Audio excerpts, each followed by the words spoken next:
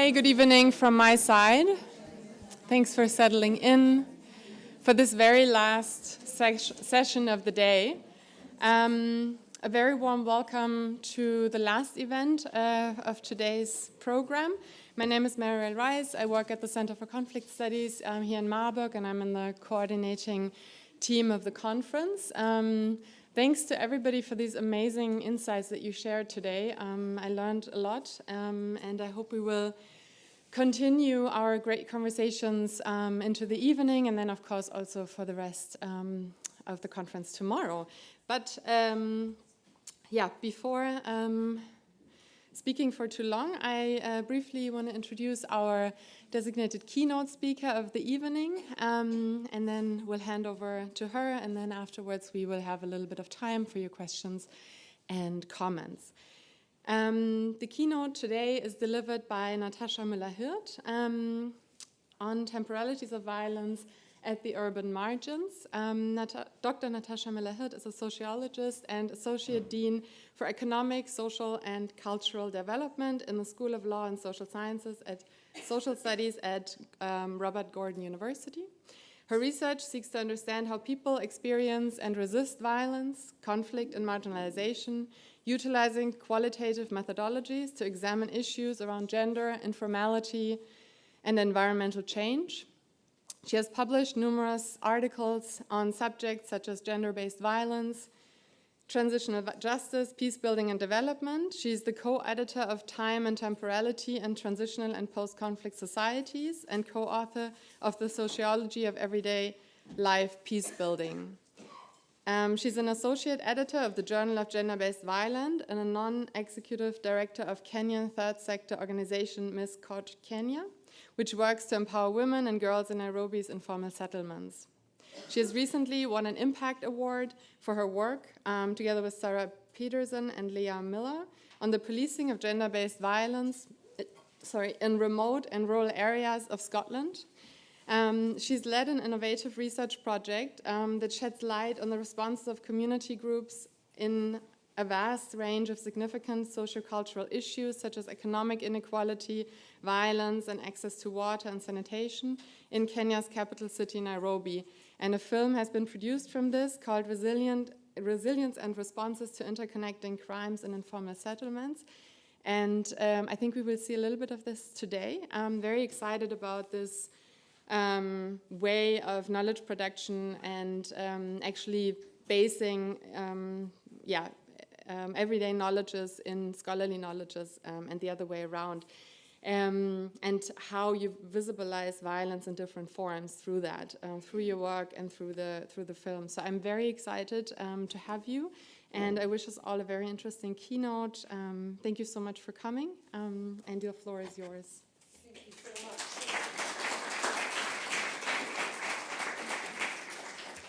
Hello, good afternoon, and thank you so much, Mariel, for the warm welcome and the lovely introduction. Thanks, of course, to the other organizers as well. I'm really delighted to be able to be here.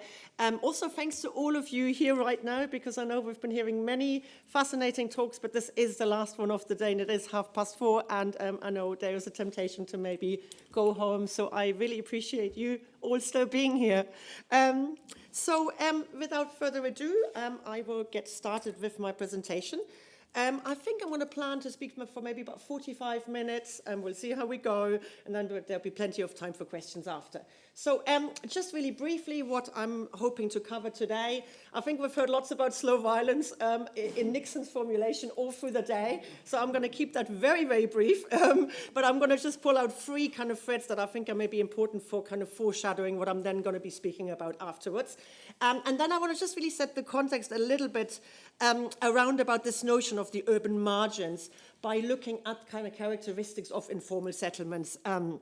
Before I'm then going to try to kind of build up a kind of a sense really of the kind of multi-layered complex web of kind of forms and temporalities of violence at the urban margins, which is showing from sort of various long-standing research projects in, as you said, Mariel, some of the informal settlements of Nairobi in Kenya. And then right at the end, some reflections on how this kind of web of violence, I guess we might call it for now, and you can chip into how we might call it at the end, how people that are actually affected by that respond to that. So I'm not now going to read out what I have on the right-hand side here, because I think I've heard it at least in 4 different talks. So we know how Nixon defines slow violence. And so, of course, the argument really for him is that there is a tendency for only spectacular and instantaneous violence to be visible and registered as violence. So slow violence is then enabled by an emphasis on a particular epistemic construction of crises and disasters. Violence has to be explosive, and it has to be sudden to be rendered visible in the media, and I think we've heard quite a lot about that yesterday in the panel as well, but also a point I want to kind of make again, maybe slightly more forcefully, also to be picked up by public policy and in strategic planning, which is a kind of important other point that Nixon makes. So conversely, of course, he argues that violence can also operate gradually, incrementally, insidiously, and accumulatively. I love these kind of 4 words, you know, they're very evocative, aren't they? And of course, over far longer time horizons. So we know, again, that Nixon's particular focus has been on environmental and ecological destruction under capitalism, and highlighting that the delayed repercussions of climate change, pollution, resource extraction, and warfare only become visible after much time has passed. And it's this delay, sometimes years, sometimes decades, it might be centuries, in slow violence generating casualties is pivotal to its effectiveness and persistence. In other words, the delayed effects become an excuse for inaction. And of course, since the publication of slow violence in 2011, we've seen an adaptation, including at this conference today and yesterday, of this concept far beyond these kind of environmental and ecological concerns. So just thinking about what I've heard today, you know, health, migration, sexualities, intimate partner violence, all kinds of issues, to name just a few of the applications we've seen over the last 1.5 decades, basically. Nonetheless, a key insight from the slow violence thesis is that the legibility of violence is not only a struggle over time, but also over space. So that really takes me to my first of my 3 points that I want to pull out. Globalized capitalism is, of course, spatially disproportionate. It involves uneven development and social and environmental injustice. And we know this from the vast and rich literature on environmental racism, for instance, that low-income communities or low-income countries often host hazardous sites. They are more vulnerable to environmental or climate change, and they potentially might have fewer adaptive resources.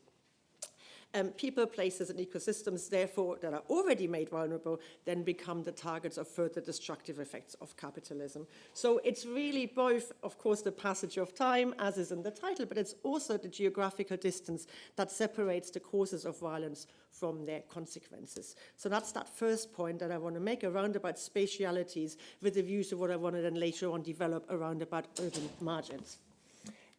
A second point that I would like to draw out is around this issue of invisibility. Again, certainly the panels I've been sitting in on today, there's been quite a lot of reflection on that already, and particularly the idea of continuities of violence, or a continuum of violence. Slow violence, certainly in Nixon's conception, has been criticized, significantly for reifying the kind of binaries that the Black, feminist, and decolonial scholarships have long challenged. So what we're thinking about here are these kind of visible, invisible binaries, or hot, slow, or slow, fast, or everyday spectacular. There is lots of feminist work that has long noted the nature of violence as routinized, banal, everyday, and of course also noting that there is a continuum of violence from everyday structural violence to the spectacular that many marginalized people experience. So violence then, in this feminist scholarship, in this Black decolonial scholarship, exists on a single spectrum of behaviors that are rooted in the patriarchy, gender inequality, or in race inequality, not or, and in race inequality. So the invisibility of certain forms of violence is then not only shaped by the workings of time, but also, and I think someone quoted Christian and Dauder earlier, I think it was yourself, Cheryl, as they put it, by, quote, larger gendered and raced epistemologies that privileged the public, the rapid, the hot, and the spectacular. So a point here about that really important intervention from the feminist scholarship, where we already know that these continuities of violence exist. Similarly, and I think this came up yesterday in your talk, Anika, Davis's work with communities in the toxic landscapes of Louisiana's petrochemical industry. This also highlights the kind of continuities between different temporalities of violence, because that work demonstrates how structural inequalities can mutate into slow violence. So he makes that move from structural to slow. His critique of Nixon's claim that slow violence is spectacle deficient draws really important attention to epistemic violence. So Davis basically says it's a politics of indifference about the suffering of marginalized groups rather than merely its invisibility that sustains slow violence. So it's therefore, says Davis, and I couldn't agree more, important to engage with the lived experiences and informal knowledges of those living with gradual environmental harm, for whom slow violence is, and again I quote Davis here, often plain to see. So this is no secret. It's no secret for the people who are living with slow violence that this violence is happening. And again, this is a key point that I want to come back to when I'm shortly presenting some of my own work around this. And then just finally, my third point, and then we are moving on from Nixon, I promise. And that's a point around temporalities. So Nixon's work, of course, sets out by his very own account to temporalize structural violence. You know, he speaks quite explicitly about Gautung. And he says, again, I quote, "In contrast to the static connotations of structural violence, I have sought, through the notion of slow violence, to foreground questions of time, movement, and change, however gradual," end quote. So while the concept of slow violence draws attention to the passage of time, and it's that passage of time that makes the causes of harm invisible or insidious, it's not actually clear from Nixon's account what it is about time or about that particular temporality that would allow for that veiling. So conversely, and again, we have had some of this already referred to today, we have an excellent scholarship on time, which of course has long shown the socially constructed and diverse nature of human temporalities. So, you know, the idea that there are dynamic relations of kind of temporal features like time frames, tempo, sequencing, patterns, timing, all of these kind of things. So again, just a few examples from that rich literature that I think are relevant to a reading of Nixon, at least kind of to my reading of Nixon. The notion of chronopolitics, so this is the idea that power can be exercised through control of time. Chronopolitics, it's clear, you know, we're looking at this, I was going to point at this screen, you can't see me pointing at that, but the term attrition on here, attritional violence, you know, it's clear that attrition is not neutral, right? Waiting and delays are technologies of power, and in fact, we just heard that in the panel previously here about the power of waiting, right? Secondly, the post-colonial and decolonial scholarship, in which it is an indigenous scholarship, in which we have seen that multitudes of time coexist. And of course, the study of political transformations, particularly apt in this conference, and also of transitional justice that has arguably seen a temporal turn over the last decade or so. So we might then actually ask slightly provocatively whether the idea of slow violence temporalizes the lived experiences of violence enough. And again, I come back to that point later. So let's look at some temporalities of violence in the context of some of my own research. So a number of informal settlements in Nairobi, Kenya, is where I have jointly with some collaborators conducted research since 2017. I really want to acknowledge the CBOs I've been working with, sort of regularly with since then. You'll see some of them shortly in an extract from the film, but I would most like to kind of shout out Miss Koch Kenya, Amani Kibera, and then also Steve Nzuza as well as my frequent collaborator in Aberdeen, Stephen Vertigans as well. And so two sort of projects, one of which is now finished but lasted for about 4 years, and another one which is still ongoing now. The first one is about everyday life and community responses to multiple interconnecting crises, and that mostly took part in an urban neighborhood called Korogocho, and specifically one part of it called Korogocho A, called a village, confusingly, as it's a very urban context, but often parts of these informal settlements can be called villages. So Korogocho A is a village in Korogocho. And then the second project here, which started off in Kibera, but we've now also undertaken research in Mataro and also in Korogocho on gendered experiences of political violence and political instability, where we've collected data kind of over and over again around about periods of political instability. So elections, but also kind of other, like for example, right now with the sort of state repression of young people's kind of mobilizations against corruption and kind of other issues as well. So why urban margins? And this kind of relates to my first point around about Nixon earlier on. So informal settlements are, we think, home to 1 in 8 people worldwide. So they are not actually a marginal phenomenon in that regard at all. And they face many interconnecting challenges relating to housing, health, employment, ecological vulnerabilities, education, and so on. In Kenya and in other places around the world, they're sometimes referred to as so-called slums. And I should say that I don't tend to use that word, because I think for us it has a very kind of stigmatizing connotation, though I will say that many of the respondents and people that we've been working with for a long time would refer to themselves as so-called slum dwellers. So that's just the kind of word on terminology there. So Nairobi's informal settlements, urban margins, so-called slums, sprang up in the colonial period, much like elsewhere in the world. This was a time when basically colonial authorities removed, Africans from areas that they would have themselves considered to be attractive to live in, and of course, kind of pushing them to areas that would be considered marginal. So, for example, prone to hazards like flooding. And so let's remember that point because we're coming back to flooding later on. So these are areas that are already seen as unattractive and potentially hazardous. Depending on kind of methodology and definitions that we're applying, there's an estimated 100 to 200 informal settlements in the Nairobi area today, and that is estimated to occupy about 5% of the city's total residential land. But housing, and again, I know these are quite wide margins, but housing between 50 and 70% of the population. That would account for about 4 million people in Nairobi alone. So despite making up such a significant part of the population of Kenya's urban areas, residents of these settlements have historically been marginalized, as I already explained. And so informality generally, not just in Kenya or in Nairobi, but generally is thought to include these dimensions that you have on the slides. There is usually a predominance of the informal economy, in other words, large percentages of the population essentially working in precarious, casual or low-paid jobs without contracts or legal protection. Or, and this is very much becoming the norm as well, being self-employed in really micro businesses, so kind of micro enterprises they might be called.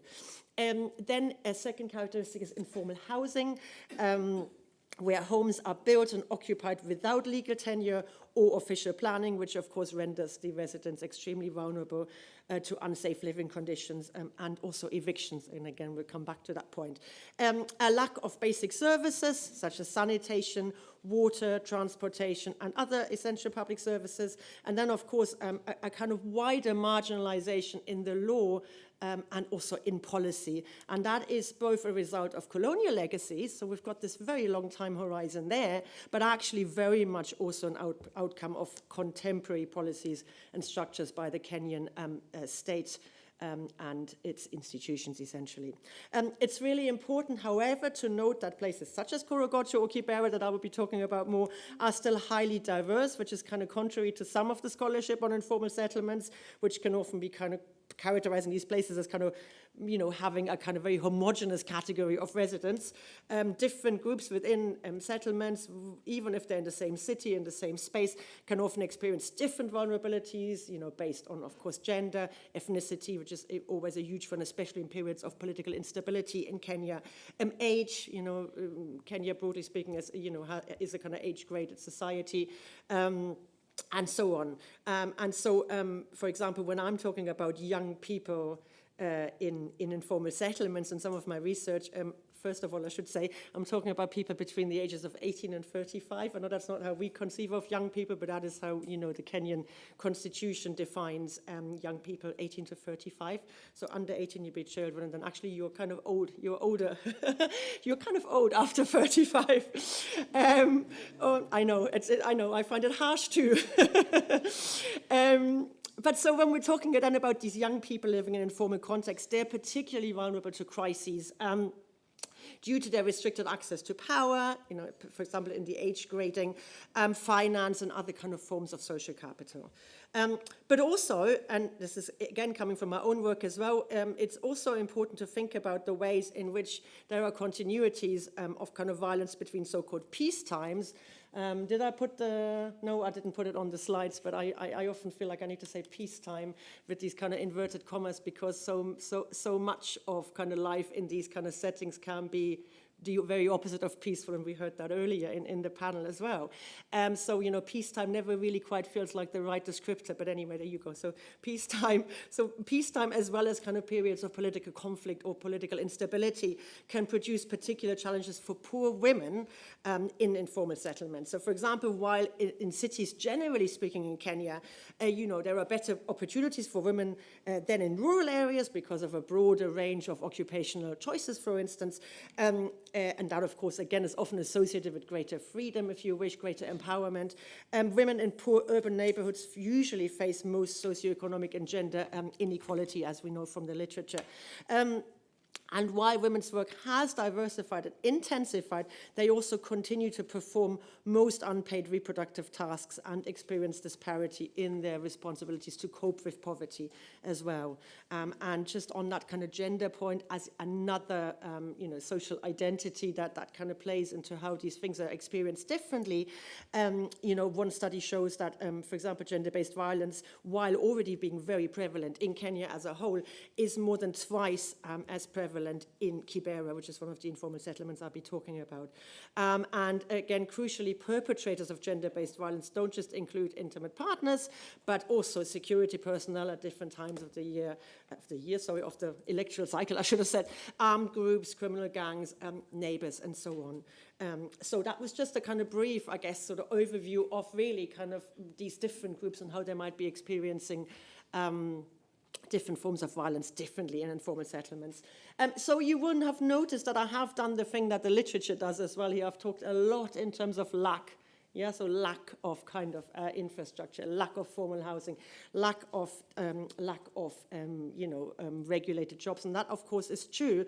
But just as much as there is often limited access to certain things, we also have a lot of scholarship that shows us that informal settlements are spaces for informal politics, community activism, resistance. Though we need to come back to resistance later on and see how we want to define that, and of course also practices of creativity, adaptability, and resourcefulness, often in the face of kind of huge challenges. And so that was really something that from our work over the last sort of 8 years or so, we learned that the informal settlements that we were researching in and the work of the community groups alongside whom we were able to work and who let us have the privilege of kind of learning from them, are characterized by huge resilience, innovation, and entrepreneurism. I know that's a bit of a jarring term for some, I think, but is a term that they would use themselves for these kind of innovative practices, really. And that is obviously contrary to a much more common, very negative, very stigmatizing portrayal of such areas.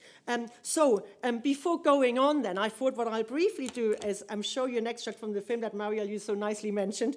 This is a film we produced earlier this year. So when I say we, I'm talking about Stephen Vertigans and myself, but with 15 community-based organizations from different informal settlements who are in the film really kind of telling stories of their community work. And the film was shot by a filmmaker from Nairobi, who goes by the name of The Grandpa, and with whom we've worked kind of closely before already, and then sort of during the filming as well. And it was edited by a young woman, Anika Kavira, who's self-taught, who comes from a very similar background to the kind of ones that are featured within the film. And what we really tried to do in the film was to kind of celebrate the extraordinary contributions that these community groups are making in the transformation of lives in a way that we felt was never told. And I need to be really clear, these are CBOs, they're not sort of NGOs, they don't often access sort of international funding. They really are what is sometimes called in the development literature kind of survivalist organizations, though I also think that's maybe a kind of problematic term. But so they really are very much kind of membership organizations. Essentially, they're staffed by the people who live in those informal settlements and who are all volunteers. So, you know, they will all have another hustle, as it's often called, sort of, as well as doing this kind of work for them. And I know we talked about accessibility, I think, in one of the panels earlier as well. So I guess it was our sort of little attempt to try and, yeah, sort of show some of the conditions in which people live, but also show their creativity and innovation, and really just everything we've learned. Anyway, it's about 30 minutes long. We can't watch the whole thing. Please scan the QR code. I would love it if you could watch it later on. But so I'm just going to set the context for the rest of my talk. I want to play a small extract. This features Susan and Val, who come from a Kibera-based organization called Mad Sisters, and it then features afterwards Akini Oko, who comes from Lucky Summer, and both of these, well, the three people are basically talking about the crises they face and how their work tries to address these crises. We're now all crossing our fingers that this works. And we're not being exposed to another ad. I'm the team leader at Making a Difference Sisters, well known as Mad Sisters. Yes, the Mad Sisters.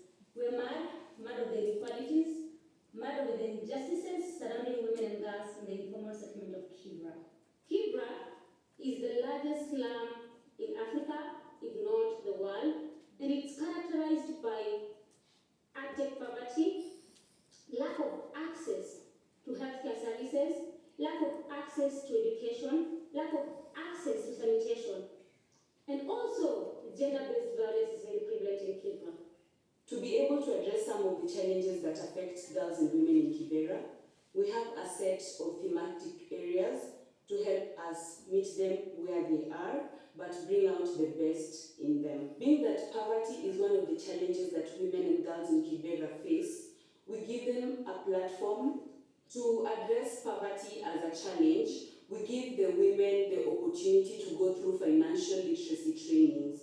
In this training, we not only provide them with the information about business, but we also give them the tools, the necessary tools that are essential for them to be able to start and run profitable and sustainable businesses. We give these women a small grant to be able to start and grow their businesses in the informal settlement. With this amount, they are able to provide for their families and to also be able to bridge the poverty gap that is present in the informal settlement of Kibera. Even though the resources are limited, we have so far been able to reach 70 women who have started and are running profitable and sustainable businesses.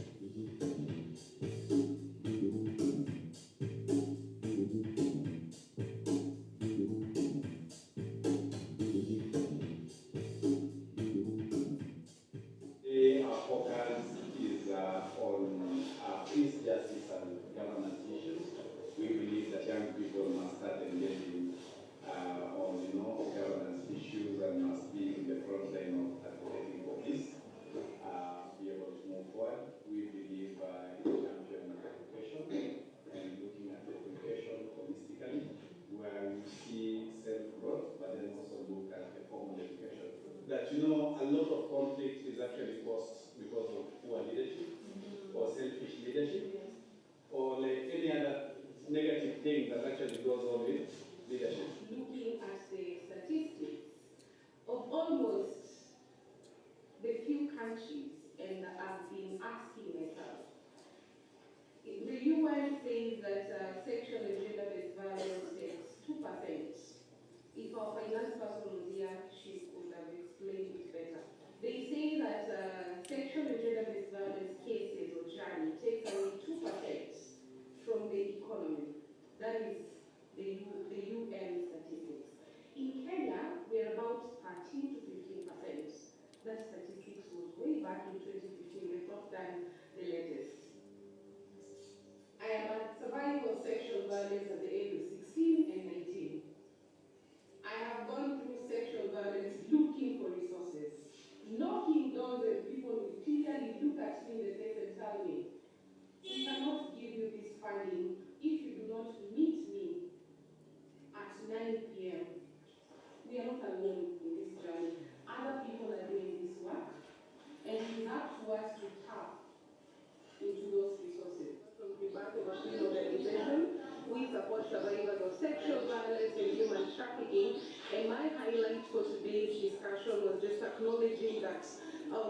organizations' challenges and crises interconnect with each other, like an organization that works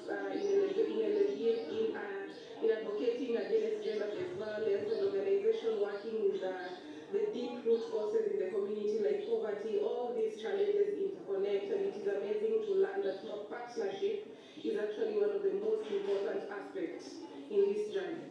Hey, my name is Steve. It's very difficult for me to switch it off. I wasn't planning to run it for that many minutes, but I found it difficult to stop there. So there we go. Should have just played the film rather than actually speaking. Probably would have been better.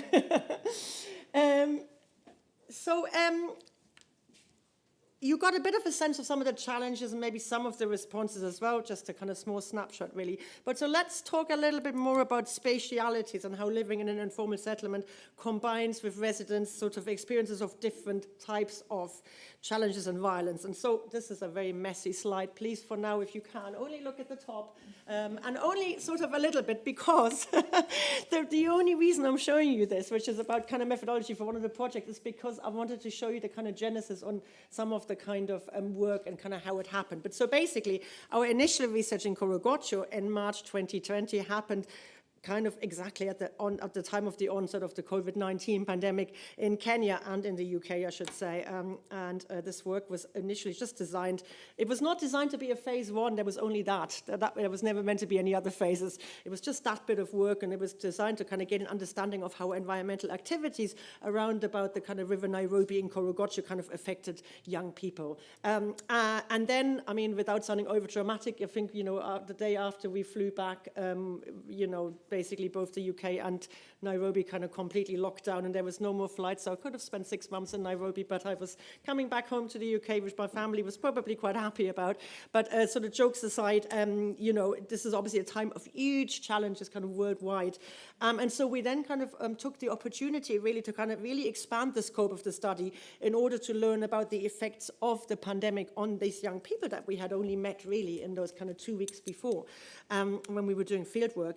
And so between then May and November of the next year, we basically did fortnightly interviews through to community researchers and on a whole range of emerging issues. So we started off with, oh my goodness, the pandemic is unfolding, how are the restrictions of movement affecting you in your space? And then, of course, we would learn things from that, and then we would sort of say, well, let's look at income generation. How are you surviving? Let's look at food security. Oh my goodness, someone is talking about gender dynamics. Let's talk about that.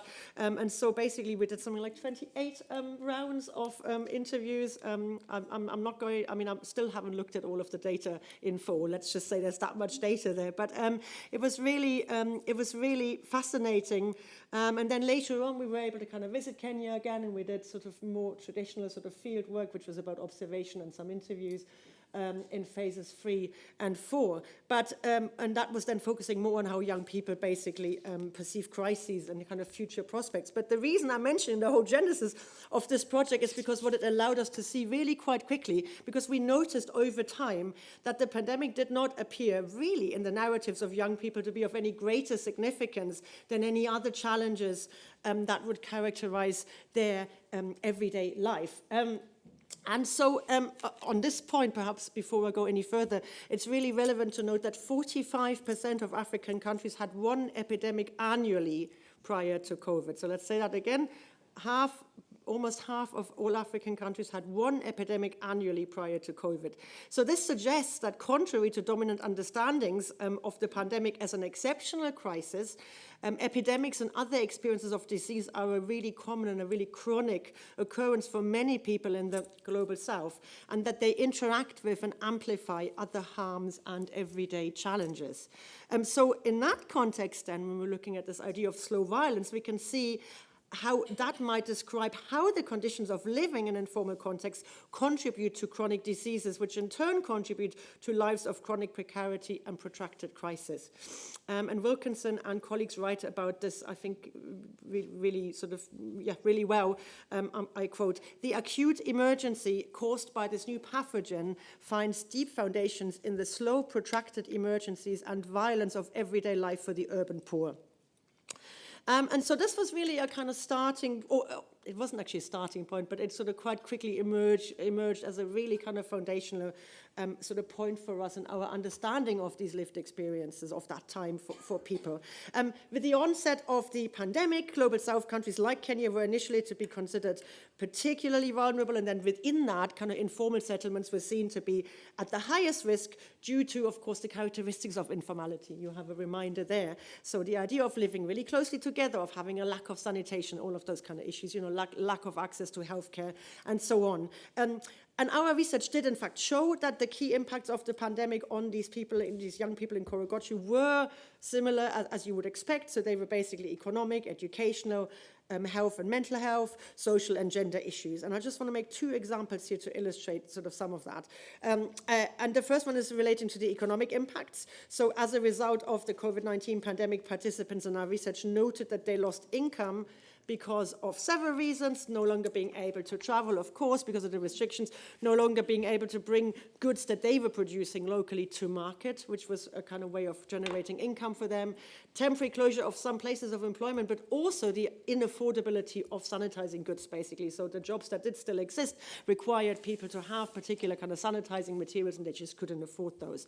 Of course, being mostly unskilled and casual workers, they wouldn't have access to furlough programs, and as young people in that setting, they mostly didn't have any savings to fall back onto. And actually, older people often don't either in these contexts, but certainly the younger people don't. I want to just say that in the face of those huge economic impacts, many young people in Korogocho showed sort of immense adaptability in terms of diversifying their income generating activities throughout the pandemic. So sometimes, you know, participants would tell us that within the kind of space of like a couple of months, they'd changed 2 or 3 times in terms of the jobs that they were doing. So they would maybe initially go, if they had been braiding hair before, they would braid hair at home. Then that sort of wasn't possible anymore. So then they would be sewing masks, or they would be, I don't know, selling water kind of door to door. So sometimes really changing jobs on a kind of almost kind of bi-weekly basis.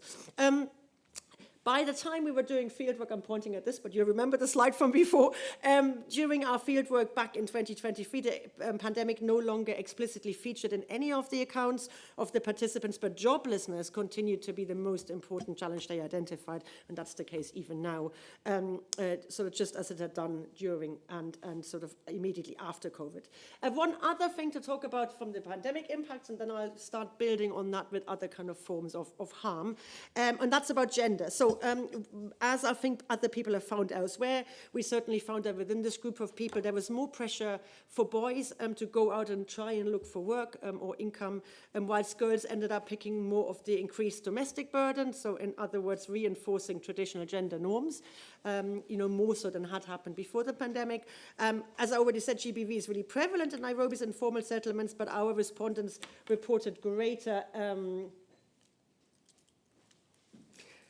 I was meant to show this to you before. Here we go. But our respondents reported greater tensions in their homes because of the impact of the pandemic, and some reported increases in intimate partner violence, as you see in this quote from a female in her 20s in Korogocho. We were also told about families separating, children being violated, men sort of getting drunk because they were sacked from their jobs, and women sort of, this is a quote as well, women being the ones fending for their families. So gender, poverty, and violence interact anyway in dynamic ways, but that really further intensified during such a crisis like the pandemic, basically. But let's talk about a different kind of challenge that is faced by the residents of Korogocho. And this really is about the impacts of environmental degradation and climate change. In Korogocho, there's a huge issue with air pollution, which is predominantly caused by the burning of waste materials, such as plastics, in the nearby Dandora landfill site. I'm sure probably people will have seen a photo in this room of Dandora. It's often sort of touted to be one of the largest sort of landfill sites in the world, and so Korogocho is sort of right immediately kind of opposite it, just across the river. And so waste burning, of course, is acknowledged to release harmful gases into the environment, and that is experienced by Koch residents as visible smoke, and also reported respiratory issues. You can really see that sometimes depending on where the wind is. If you're kind of there, you know, it can be really quite sort of foggy, you know, and that is really the smoke coming across. But it's interesting, people talked earlier, someone talked earlier about really interestingly about kind of embodied sort of embodied understandings of kind of violence or embodied understandings of environmental change. And so I think that really applies here as well. It's this idea of there kind of being sort of like, you know, no one says that this is what's happening, but you have a whole wing in the hospital for people with respiratory issues, basically. And then in this quote as well, maybe just to kind of flag up, you're seeing that this respondent is saying, we're trying to grow trees so that it will trap the polluted air. I'll come back to that later because this is one of the responses against kind of slow violence by these young people. So they're basically, they are basically planting bamboo trees as a kind of response to that. River pollution is another huge issue for people, but it's also a huge motivator for initial and ongoing community activism, with the local youth regularly organizing cleaning of the river Nairobi, which is heavily polluted by untreated sewage, industrial waste and garbage. This is before we ever came to visit Korogochi for the first time, but this is the group of people that we've kind of been working with. So this is kind of what it looked like, and I'll show you some pictures of kind of what it looked like at some point in between anyway, and it's changed again, but so often kind of cleaning the river really with no protective kind of clothing at all, and just really kind of voluntarily. Turning now to the effects of climate change. So there's been droughts that have affected people in Kenya, not just, of course, in this particular area, and they have been actually the main driver for a cost of living crisis, which has been engulfing Kenya for the last 2 or 3 years. And of course, again, this is something that disproportionately affects poor urban households because they spend most of their income on food. They have to, right? And so basically, this kind of cost of living crisis again disproportionately affects. So that's drought. Now let's come to flooding. Remember, I talked about flooding earlier, and I said that often people have been relegated kind of during colonialism to these areas that are most prone to flooding. So flooding, in other words, is not a new thing at all, right? And so let's not say that there's never been any flooding now, but certainly flooding has, whilst it used to kind of regularly occur, it used to occur with some sort of degree of predictability, whereas now the rainy seasons have become longer, they've become more severe, and they've become much more unpredictable in recent years. So, for example, during flooding in 2022, Korogochi residents were displaced, they lost property and income, and the rains caused an increase in cholera and other diseases. In terms of their incomes, and just again looking at the same phenomenon, but looking at it in terms of economic impact, you know, some residents will, you know, for work, for an income-generating activity, wash clothes for other kind of, you know, better off families, essentially. So they will need sunny and dry weather to operate their businesses because they're basically washing stuff in the river. Not that river, I mean, it's the same river, but looking more like this, and laying out the kind of clothes to dry. So again, they can't actually do that if there is an issue, or not if there's an issue, but basically it makes their work much harder, as you can see on the kind of bottom right corner there.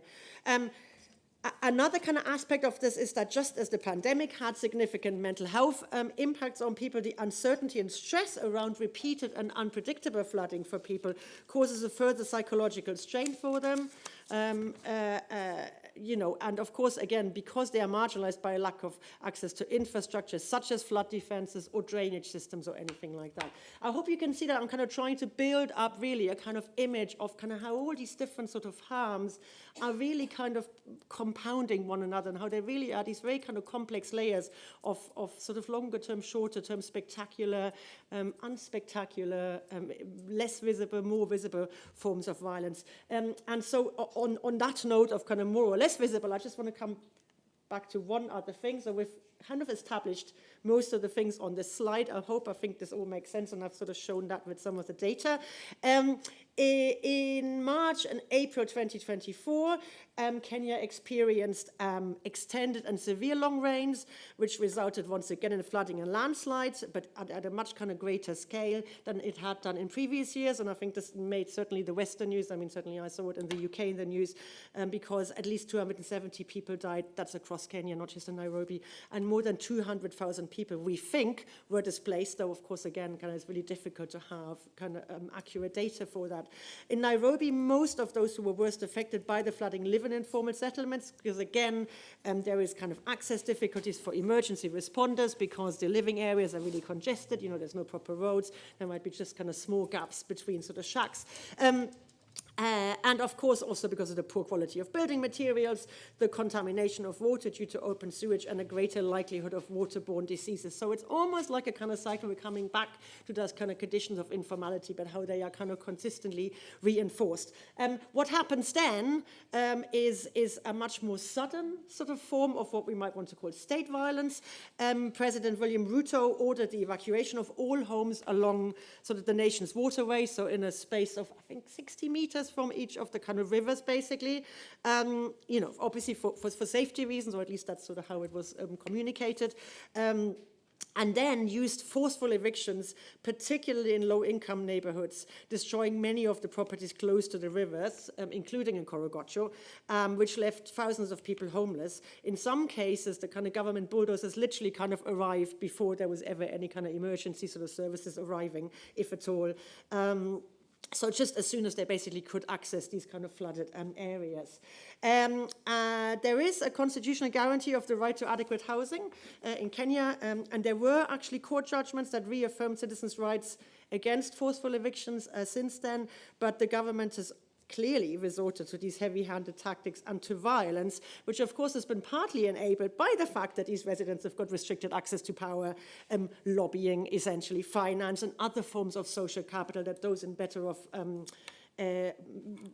off areas of the city or elsewhere might have had. What's more is that in the case of the environmentalists in Korogocho that I will be speaking about to finish up just in a moment, the consequences of both climate change but also of the state's response to them have affected and partly damaged the regeneration activities that these youth have undertaken. So that includes things like the trees that they've built, some community gardens I'll talk about in a moment, and some other initiatives, right? So actually those resources that they've built have been part of what has been torn down in these forceful evictions, basically. And so arguably there are compounding emotional and psychological harms in experiencing the destruction of resources that one has built with one's own hands and in response to marginalization, as well, of course, as there being direct economic and food security impacts as well in the case of the community gardens. And then I thought, well, you know, we need to remember that everyone is different. So overlaying all of this, I purposely kind of put it like this because I think we all know that wheel of privilege and oppression, you know, we're all familiar with that. But just this notion again that actually not everyone is affected in the same way. And for example, if you are an LGBTQ plus person in Korogocho, you know, whatever I have tried to sketch out here in terms of a web of violence would be quite differently experienced. There are some who, even within this context of extreme marginalization, multiple marginalization, will have slightly more privilege than others, or putting it the other way around, will have less access to privilege. So when we're thinking about this sort of compounding web of harm, we still need to also bear in mind these, you know, intersectional effects as well. Okay, how is everyone doing? This is all very depressing, I know. We shouldn't laugh, but thank you. Good, 5 minutes, perfect. That just gives me a chance to hopefully slightly, you know, slightly cheer us up, if that's the right word, or maybe cheering us up is the wrong word, but give us a little bit of hope.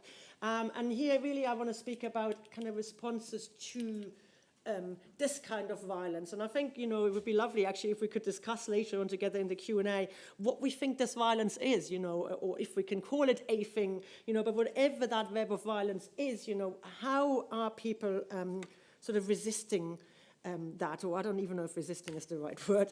But anyway, so I want to just discuss basically two of the main interventions that have been designed by young people in Korogotcho to respond to and mitigate against these many challenges that they're facing. So the first one is community gardens and urban farming. You can see that here. These are the vertical gardens that young people have built. There's an organization called Com Green Solutions who came together first in 2017 after reclaiming the land, the riparian land, like you've seen in that previous photo, and restoring the banks. They've also been planting crops for subsistence, as well as generating income by selling surplus produce and seedlings. So basically these circular community gardens are used to grow crops like kale, onion, cowpea leaf, and arrowroots, and they've managed subsequently to get some funding for polytunnels and some vertical farming as well. As a result, they have had some food security to mitigate some of the income shocks that have recently happened, first in the pandemic, as I outlined, then in this kind of current cost of living crisis as well. There have been kind of wider community benefits as well, as you can see here, and in fact, the group of young people who were previously actually, by their own admission, kind of gang members and were really disliked by the community elders, have now gained this kind of new, or the community has found huge respect actually, for these young people. The second initiative I just want to highlight, I don't know if you recall the picture that I showed you, was that this is the group and them working sort of away at trying to clear the river. This is the same section of the river right there. Isn't that amazing? So this is the only resident-initiated green zone along the river Nairobi. Everyone refers to this as the People's Park. So this is basically the only place in Korogotcho with a grass surface. Before the youth started this, the area was overgrown, full of garbage, a no-go area, as everyone would tell us. And so, like I said, they basically worked together to remove industrial waste and sewage, clean the river, construct a gabion, at least to kind of have some partial flood defenses, and again, did all of this on a voluntary basis. And now, this is really a place that has been used by the whole community to socialize, relax, play, hold meetings. In many narratives from people outside of the outside of the group itself, it's a kind of place that can provide respite from the challenges of everyday life in Korogotcho. It's also a popular destination for people from other parts of Nairobi who come there to celebrate special occasions or even just to take photos. And so I won't go through all of these for reasons of time, but basically, a space for social interactions, including intergenerational ones, a sense of belonging and togetherness. As I said, the visible transformation of the area has meant that perceptions of the group members by others have massively changed. They're seen now as these kind of inspirational community role models, which is, of course, giving group members a real sense of pride. There are huge mental health benefits as well. This is a bit stuck. Korogotcho, I think you got that sense by now, can be a really busy and very challenging urban environment. When you step into the park, you're going to go down some stairs, you step in, and it's a really, really calm space, as well as providing, of course, fresh air, shade, and so on. But perhaps most importantly, the idea, of course, that the construction and maintenance of the park and of the previous circular community gardens is intended to mitigate against environmental issues like pollution and heat, as you can see in this quote here. Do I have one more minute? Thank you. And as I already mentioned, I think in passing as well, the group has built emergency flood defenses as well. They're obviously homemade, as it were, they're DIY, so they're not as effective as it would be if the government actually stepped in and did that, but so they have done that, and it is certainly at least partially working. And then I just want to reflect on something else that the group has gained from these activities, and that's really around about networks and knowledges. So the reputation for environmentalism that has resulted from these initiatives has provided the group with a lot of kind of opportunities for other things like skills development and training, including in things not directly related to the kind of projects, as well as to kind of exposure and access to networks and connections outside of Korogotcho, including with funders, with politicians, and so on. And perhaps the most significant of these was the launching of the Nairobi Rivers Commission in Korogotcho A. So this is literally the president came, as you see in that photo, to basically launch the Nairobi Rivers Commission with the group. which, of course, is a kind of huge, is a huge kind of opportunity. But actually, it's interesting to hear the group talk about that, and they feel like it's not always benefiting them, certainly not benefiting them equally, but also there's a huge kind of question mark over inclusion and true participation versus kind of co-option by political leaders. So there is a kind of continued sense, really, for the group, I think, of marginalization and exclusion. You have been so patient with me. Thank you. I am not going to do this slide. It's a reflection on whether we should call what this group does resilience, resistance, or reworking. I think we can discuss that together if you're interested at all, and maybe it doesn't matter what we call it as well. Slide giveaway, I think it's a reworking, but it's only something I'm just discovering now. So we're going to leave that as that at the moment. But so just by way of wrapping up, I don't really have a huge wrapper because it's so complex, right? I hope I've demonstrated that there are these multiple really complex compounding temporalities of violence, different forms of marginalization, crises and harms that produce a web of violence. And in addition to already precarious lives that require and are shaped by survival, these acute crises like the floods, like the pandemic, kind of interact with and are amplified by slower, chronic, continuous and structural forms of harm and violence in multiplying and compounding ways. Did someone just start clapping? Brilliant. I wasn't quite finished, but it's okay. I think I just want to come back to that point about epistemic violence I started with in the beginning from Davis. This kind of violence, certainly the floods or whatever, it wasn't slow. That was picked up by the media. It was highly visible, right? So I think it's about coming back to this idea of epistemic violence, the politics of indifference about the suffering of a marginalized group, rather than only the passage of time that produces its invisibility. I am really going to finish here. Thank you so much for your continued attention. Thank you.